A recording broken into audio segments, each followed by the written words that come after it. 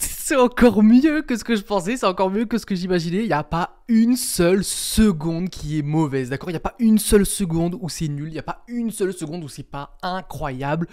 J'arrive plus à respirer, donnez-moi la suite très vite, très vite. Mais c'est le générique, truc de dingue.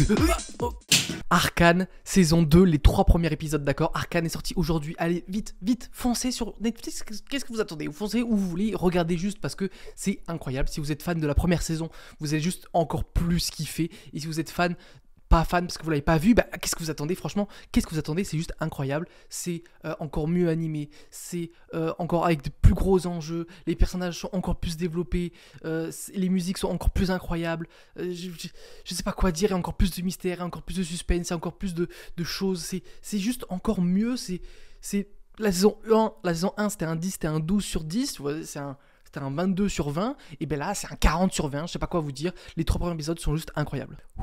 On respire un peu. Okay, on respire un peu, on reprend ses esprits, parce que je sors vraiment des 3 premiers épisodes. Là, j'ai fini à 11h, il est 11h18, un truc comme ça, donc je suis encore dans le jus. Donc on va se calmer, voilà, vous allez vous abonner, merci pour ça. Maintenant, commençons. Il y a toujours le générique iconique avec Imagine Dragon, Enemy, déjà, musique de fou, comment ça se met direct dans l'ambiance. Déjà, avec un nouveau visuel pour le coup, ce qui est normal, qui est tout autant incroyable que le premier. Jusque-là, c'est parfait. La mise en scène aussi est dingue dans ces 3 premiers épisodes. La mise en scène de l'animation, différents styles d'animation aussi. Dans un peu tous les épisodes, il y a des sortes de clips au début pour mettre dans l'ambiance, où c'est une animation un peu différente, ou alors il y a plusieurs moments, parce que des choses se passent. Je vais essayer de pas spoiler pour l'instant, ça arrivera plus tard. Des choses se passent où l'animation change pour accentuer ce que le personnage vit, accentuer ce que le personnage pense, etc. Et c'est incroyable parce que d'un, ça sert l'histoire, c'est important, c'est intéressant. De deux, c'est juste magnifique. L'animation est juste magnifique, les musiques sont juste magnifiques, ou épiques, ou incroyables, et ça match trop bien. Je vais pas y aller par 4 chemins, je pense que vous l'avez compris, j'ai adoré ces 3 premiers épisodes. Plus que ça, je les ai vécus comme je sais pas quoi, et j'ai énormément de choses à dire, sauf que je pense qu'il va falloir que je spoil. Alors, n'hésitez pas à vous abonner si c'est pas déjà fait. Allez voir la saison 2 qui vient de sortir, tout simplement, parce qu'il faut le faire. Si vous vous abonnez, 1, ça me fait plaisir. 2, je marque sur le tableau que vous vous abonnez. On est à 348. L'objectif, c'est 500. N'hésitez pas. Voilà, merci encore une fois. Donc, je vais parler de l'épisode 1, de l'épisode 2, de l'épisode 3 et faire un bilan après, pourquoi pas. Et je vais spoiler tout simplement. Donc, allez voir ces épisodes et vous n'avez pas besoin de plus pour... Enfin, c'était juste incroyable en fait. Allez les voir. Pourquoi vous cliquez sur cette vidéo pour vous dire oh là là, qu'est-ce qu'il en pense de la série? Moi, j'ai pas trop aimé. C'est impossible, d'accord? C'est impossible. Si vous avez cliqué sur cette vidéo, c'est pour savoir qu'est-ce que j'en pensais. J'en pense que c'est incroyable. Donc, allez voir cette série. Maintenant, on en parle un peu plus en détail parce qu'il y a plein de choses à dire et c'est incroyable encore une fois. L'épisode 1, donc on commence directement juste après la saison 1. Donc, Jinx, bim, elle envoie le gros canon sur le conseil tout simplement. Et j'ai revu en plus la saison 1 il y a vraiment 2-3 jours pour vraiment me remettre dans le jus, c'était incroyable.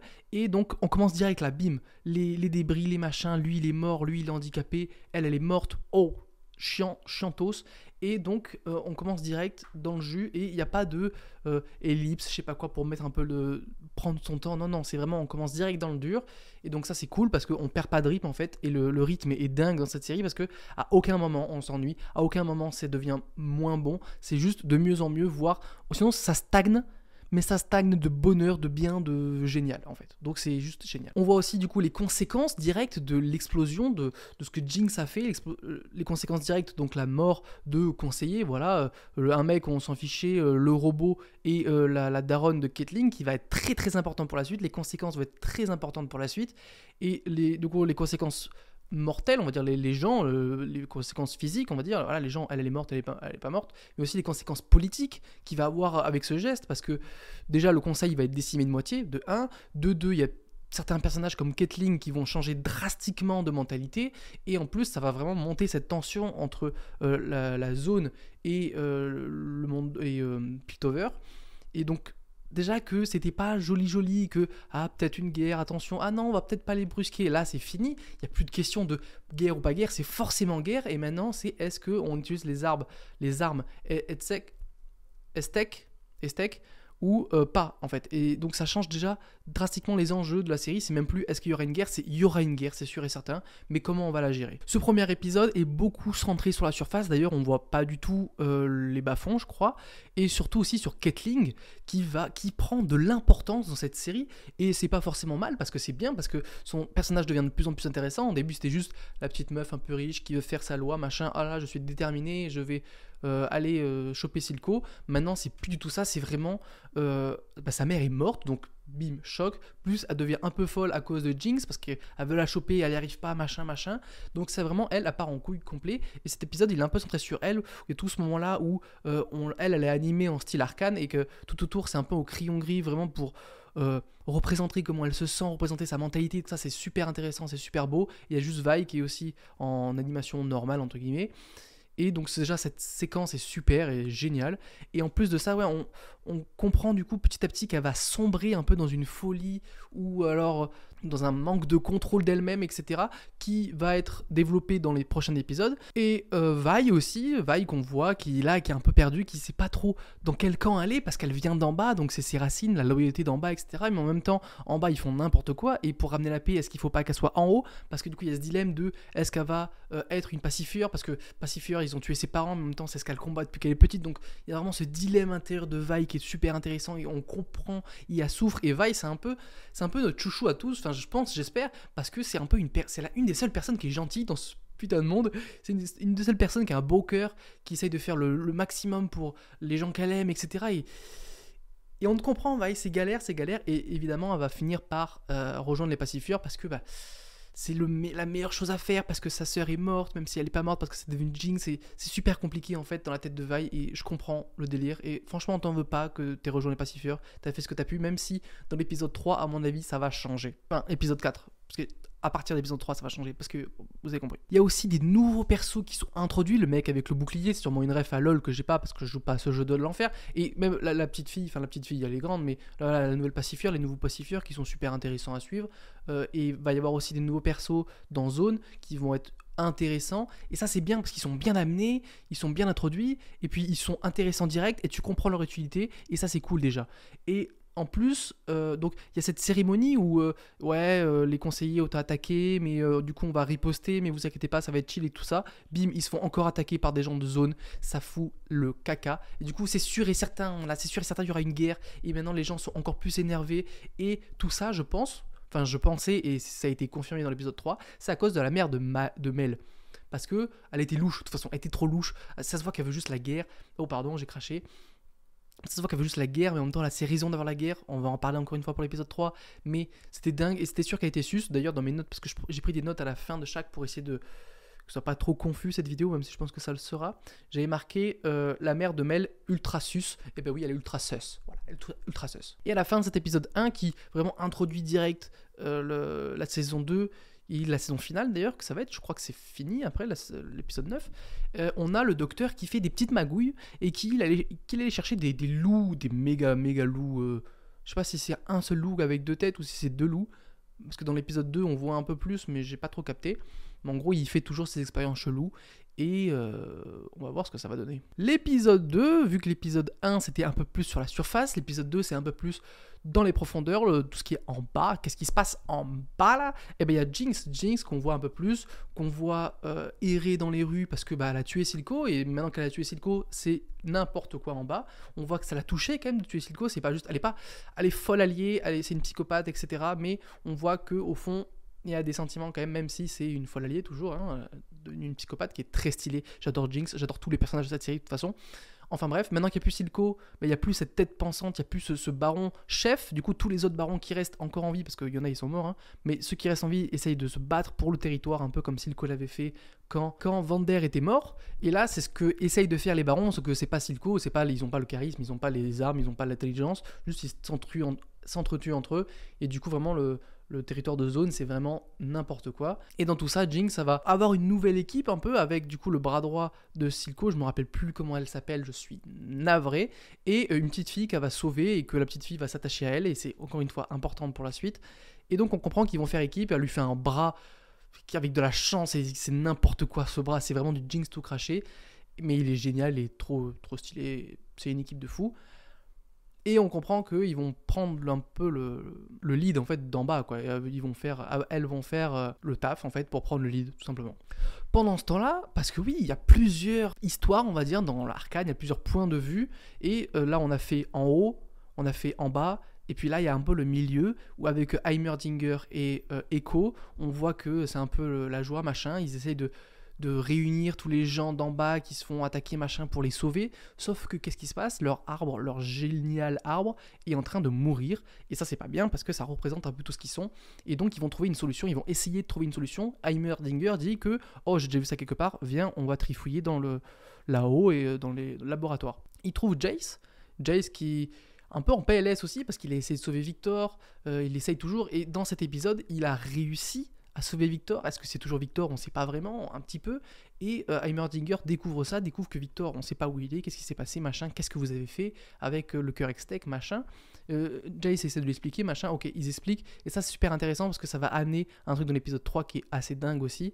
Et Victor, d'ailleurs, on peut en parler parce que qu'est-ce qu'il est devenu? Il est devenu un dieu, voilà, c'est un mélange entre Jésus et Gandalf. Qu'est-ce que c'est que ça? Ok, Victor. Donc il peut soigner les gens, il peut avoir de la magie, machin. J'espère, parce que j'y ai pensé un peu, j'espère que ça devient pas le magicien qui sauve Jace dans le passé.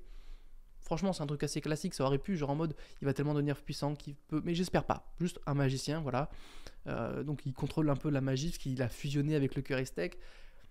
À voir, c'est super intéressant. Est-ce qu'il va devenir super fort? En tout cas, il devient un symbole, c'est sûr, des gens qui en peuvent plus parce qu'il en sauve un. On voit très bien que le plan montre vraiment que ça devient une icône, qui devient iconique, qui devient vraiment un personnage fort, un peu vraiment comme Jésus et Gandalf. Genre vraiment, c'est Jésus et Gandalf mélangés, Victor. Il n'y a pas de débat. Aussi, dans cet épisode, on voit Vi et donc l'équipe avec Caitlyn et les nouveaux persos, etc., qui chassent, qui traquent dans les profondeurs avec le gaz derrière. On sait pas trop ce que c'est dans l'épisode 2, mais dans l'épisode 3 c'est expliqué, et avec ce gaz, avec les masques, avec les armes et tout, ils sont très stylés, ils sont terrifiants. Ils traquent Jinx et ils arrivent à la trouver, pas vraiment, un petit peu, blablabla, c'est super intéressant. Et Jinx voit que Va est vraiment passé du côté obscur de la force, du côté clair de la force. Ça dépend de quel côté on est, et ça va pas aider l'histoire, tout ça, mais c'est super intéressant, super badass, c'est trop cool. Je commence à manquer de vocabulaire pour dire que c'est génial en fait. Et à la fin, on retrouve le docteur qui fait des magouilles avec les loups, qui les a tués, trucidés, éventrés, tout ce que vous voulez, avec son cœur. Qu'est-ce qui magouille celui-ci? Dans l'épisode 3, il se passe énormément de choses, comme veut la tradition des Arcanes dans la saison 1. L'épisode 3, c'était la mort de Vander, le Jinx qui devient folle, machin, Vi qui se fait enlever, c'était n'importe quoi. L'épisode 6, c'était n'importe quoi. L'épisode 9, c'était à la fin, donc c'était n'importe quoi. Et ben là, épisode 3, c'est n'importe quoi, et c'est dingue, parce qu'il y a énormément de choses, énormément de mystères qui viennent sur le tapis, énormément de mystères qui sont un peu résolus, mais qui cachent encore des plus gros mystères, donc c'est juste fou, furieux. Encore un épisode 3 de dingo. J'arrive plus à respirer. Je pense que je vais respirer et boire de l'eau. On commence direct avec l'explication du gaz. Pourquoi à chaque fois qu'ils arrivaient, il y avait du gaz, machin, cette espèce de gaz personnifié en espèce de monstre. Et ben c'est parce qu'en fait, la famille de Caitlyn, donc je sais plus, pardon, je retiens pas les noms, je suis désolé, mais en tout cas la famille de Caitlyn, donc je sais pas quoi, une famille super importante de Piltover, et ben à l'époque, ils avaient construit des choses, machin, sauf que ça faisait des gaz, et du coup ils ont enfermé tous les gaz en mode avec un truc de ventilation pour que ça aille bien, quoi, et pour pas tuer tout le monde. Ça c'est cool. Et du coup ils se servent de ça et je trouve ça trop stylé, et la séquence commence à expliquer avec encore une fois la musique derrière, une animation spéciale, c'était trop bien tout simplement. Comment commencer un épisode mieux que ça en fait? Quelque chose qui est super intéressant, c'est la mère de Mel. Voilà, depuis le début, encore une fois je sais plus comment ça s'appelle, mais la mère de Mel qui a peur. Une grande madame comme ça, musclée, badass, très stylée, terrifiante, qui a peur. Tu te dis, wow, la dinguerie. Et en fait, on comprend que c'est une espèce de magicienne bizarre qui lui en veut. Et avec son histoire avec son fils, c'est un peu louche. Donc le frère de Mel, c'est un peu louche. On ne sait pas trop ce qui s'est passé réellement. Est-ce qu'il est mort? Est-ce que je sais pas? On ne sait pas trop.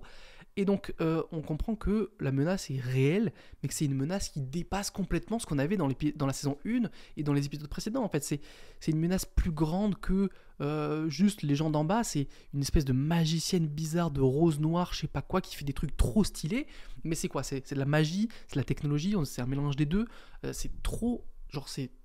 En fait, ça dépasse tout ce qu'on avait déjà en termes d'échelle de puissance, d'échelle politique, d'échelle du monde. En fait, on était là avec le en haut, en bas. Ben là, ça prend une ampleur en fait, cette histoire de l'arcane, de de l'Estec, etc., qui dépassent complètement nos personnages, en fait, et on le ressent parce qu'ils sont tous perdus, en fait, dans ce dépassement de choses, je sais pas comment expliquer autrement en fait. D'ailleurs, cette chose enlève Mel dans l'épisode vers la fin à peu près, et dès que sa mère le saura, ça sera encore plus le bazar à mon avis. Je pense pas que Mel va mourir, je pense que la personne qui l'a enlevée, donc la Rose Noire, va la prendre pour un peu soit faire chanter la mère de Mel, soit pour un peu la torturer, je sais pas, je pense pas qu'elle va mourir en tout cas pour l'instant, mais il y a vraiment un truc qui va se passer avec, je pense que c'est super important évidemment, et donc tout ça, ça pousse à faire que la mère de Mel magouille, parce que oui, c'est elle qui avait donné des trucs aux gens à l'épisode 1 pour qu'ils attaquent lors de la cérémonie. Et évidemment, je l'avais dit qu'elle était louche, c'était sûr et certain, d'accord? Ça, c'était sûr et certain.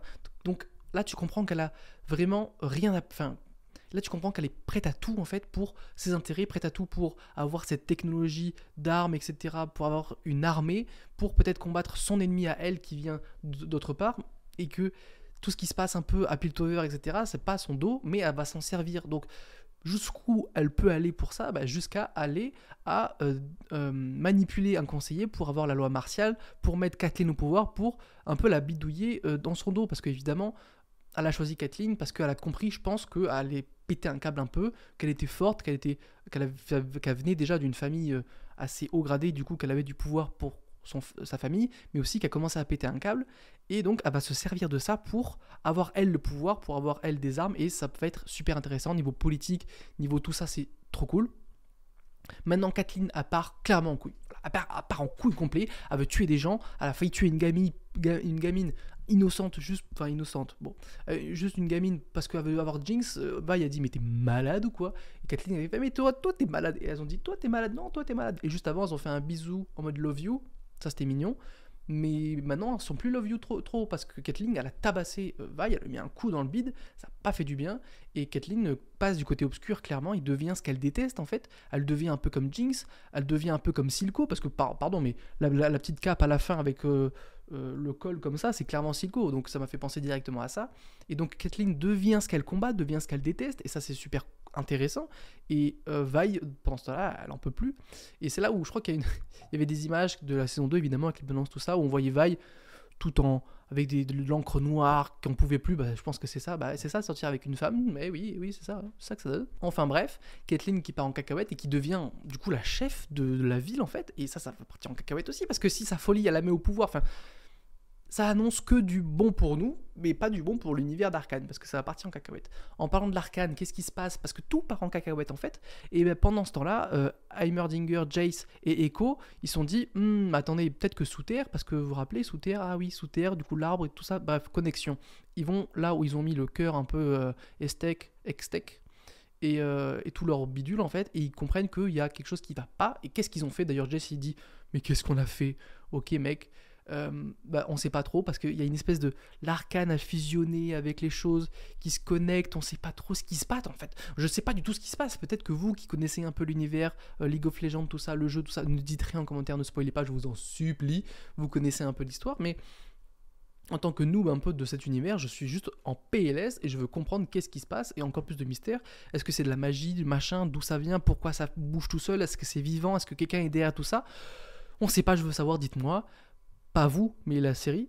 Voilà, ça va être incroyable ça aussi. Pendant que eux ils découvrent ça, il y avait le combat Jinx-Vi, parce que je suis allé un peu vite sur Vi et tout ça, mais il y avait le combat Jinx-Vi où ils sont dans l'endroit où tu te rappelles ce que Vander nous disait, blablabla, blablabla. Bim, ils se tabassent, c'est incroyable la musique, le truc, bim bam boum, les coups de poing, les pistolets, tout ça, et c'était juste incroyable. Non mais qu'est-ce que je voulais que je vous dise? Et encore une fois, Vi, pour revenir, c'est une des seules personnes un peu gentilles avec Heimerdinger. Allez, Echo est vraiment sympa. Mais le mec au bouclier, parce qu'à la fin, le mec au bouclier, il part en mode ok, Kathleen a le pouvoir, là, ça part en cacahuète. On le voit partir un peu comme ça en scred. Je pense qu'il va s'allier à Vi. Et du coup, il y aura plusieurs clans un peu de gens. Et il y a beaucoup de gens qu'on peut dire que c'est des gentils, mais est-ce que c'est vraiment des gentils? Oui, allez, Heimerdinger, c'est vraiment un. J'avais vu un mème sur Arcane où Arcane, si les gens n'avaient pas écouté Heimerdinger, ce qui a été fait, parce que dans les saisons 1, personne ne l'écoute, et Arcane, si les gens avaient écouté Heimerdinger. Et c'est clair, parce que le mec est rempli de sagesse et personne ne l'a écouté. Bref. Et à la fin, on voit le docteur qui a fini son expérience, qui a fait plein d'expériences, machin, qui a créé un gros monstre, je sais pas ce que c'est, mais c'est incroyable, avec son propre sang, avec toutes ses expériences. Et il tient le truc de sa fille. Donc est-ce que c'est lié à sa fille? J'espère que c'est pas sa fille, ça, parce que si c'est sorti d'un humain, c'est pas possible, vous voyez ce que je veux dire? Mais peut-être que sa fille est dedans, est-ce que c'est juste pour se venger de quelqu'un qui a fait ça à sa fille, enfin, venger de la vie en général, est-ce qu'il va lâcher le monstre dans les vidéos, du coup, il y aura le monstre, il y aura la meuf avec les roses, il y aura Caitlyn au pouvoir, il y aura Jinx avec sa nouvelle équipe qui fait n'importe quoi, il y aura Vi dans tout ça qui essaie de faire le bien, avec Heimerdinger, Jace et Echo en train de bidouiller, avec Victor que j'ai oublié, qui est mage, qui est un Jésus Gandalf.